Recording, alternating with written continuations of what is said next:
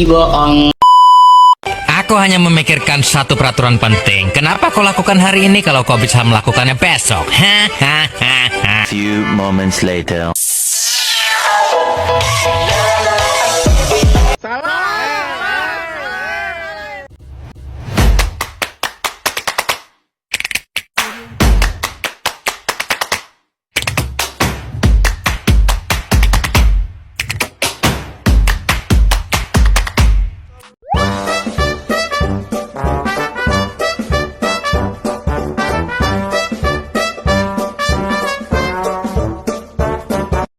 Kami dari kelompok 5 akan memaparkan materi dengan judul Konsepsi Fitrah Manusia dalam Perspektif Islam dan Implikasinya dalam Pendidikan Islam Kontemporer. Menurut Abdul Aziz, fitrah adalah potensi manusia yang dapat digunakan untuk hidup di dunia. Dengan potensi-potensi itu, manusia akan mampu mengantisipasi semua problem kehidupan yang beragam. Fitrah berarti kondisi penciptaan manusia yang mempunyai kecenderungan untuk menerima kebenaran. Secara fitri, manusia cenderung dan berusaha mencari serta menerima kebenaran walaupun hanya bersemayam dalam hati kecilnya.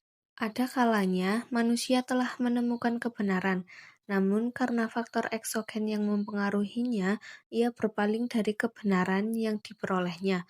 Fitrah juga terkait dengan Islam dan dilahirkan sebagai seorang Muslim, ini ketika fitrah dipandang dalam hubungannya dengan syahadat, bahwa tidak ada Tuhan selain Allah dan Muhammad adalah utusan Allah yang menjadikan seorang Muslim. Dalam pengertian ini, fitrah merupakan kemampuan yang telah Allah ciptakan dalam diri manusia untuk mengenal Allah atau ma'rifatullah. Hadis dan pembandingannya. Hadis tentang fitrah diriwayatkan dalam kitab-kitab utama yaitu seperti Sahih Bukhari, Sahih Muslim, Sunan Abu Dawud, dan sebagainya. Contoh, Bukhari, bayi dilahirkan dalam kesucian atau fitrah. Kedua orang tua yang menjadikannya Yahudi, Nasrani, atau Majusi. Contoh kedua, Abu Dawud. Setiap bayi dilahirkan dalam fitrah, orang tua yang menjadikannya Yahudi atau Nasrani. Analisis matan hadis. Sanad diperiksa terlebih dahulu sebelum matan. Tolak ukur matan yang sah sebagai berikut. 1. Tidak bertentangan dengan Al-Quran. 2. Tidak bertentangan dengan hadis yang lebih kuat. 3. Tidak bertentangan dengan akal sehat, indera, dan sejarah. Pemahaman hadis. Kajian linguistik kata fitrah berasal dari akar fatohara atau mencipta, berbagi interpretasi, suci Islam, tauhid, kemurnian, potensi dasar, tabiat alami, dan sebagainya. Ibnu Taimiyah membaginya menjadi fitrah al-mu'nazalah, wahyu al-Quran atau sunnah, dan fitrah al-horizah, potensi inheran dengan akal. Kajian konfirmatif. Hadis sesuai dengan Quran Surat Ar-Rum ayat 30. Fitrah Allah yang menciptakan manusia menurut fitrah itu menunjuk pada jalan yang lurus. Analisis historis. Hadis muncul karena ada yang ingin membunuh anak-anak musyrik. Nabi melarangnya karena anak-anak lahir suci. Analisis generalisasi.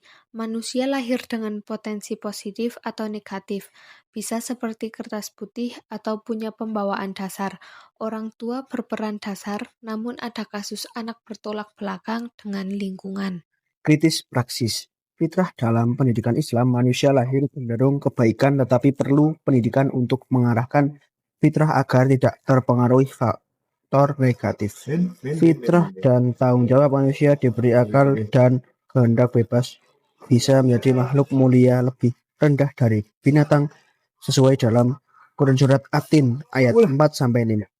Dinamika fitrah. Fitrah tetap ada, tapi bisa tertutup oleh pengaruh luar, bisa bertambah atau berkurang tergantung pendidikan atau lingkungan. Implikasi dalam pendidikan Islam harus mengintegrasikan pendidikan kolbiyah atau jiwa dan akliyah atau akal untuk menghasilkan insan kamil atau manusia sempurna, serta mengembangkan fitrah sebagai potensi untuk menjadi khalifah. Kesimpulan, secara etimologi fitrah adalah naluri, tabiat, dan karakter yang diciptakan Allah kepada manusia. Berasal dari akal, kata yang berarti belahan. Pencipta fitrah sebagai potensi takwa perlu dididik dan diarahkan. Karena lingkungan dapat mempengaruhi manusia menjadi buruk. Jika ada sifat dasar yang dianggap jahat, pendidikan bertugas menghilangkan atau mengurangi elemen kejahatan tersebut. Manusia diberi akal akan kehendak bebas. Dua potensi yang bisa menjadi keunggulan atau kelemahan fatal. Fitrah membutuhkan aktualisasi. Tanpa itu, ia dapat tertutup oleh polusi yang membuat manusia berpaling dari kebenaran.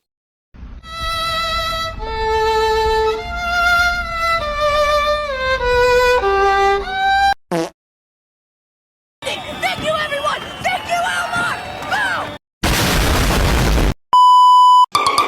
Boom.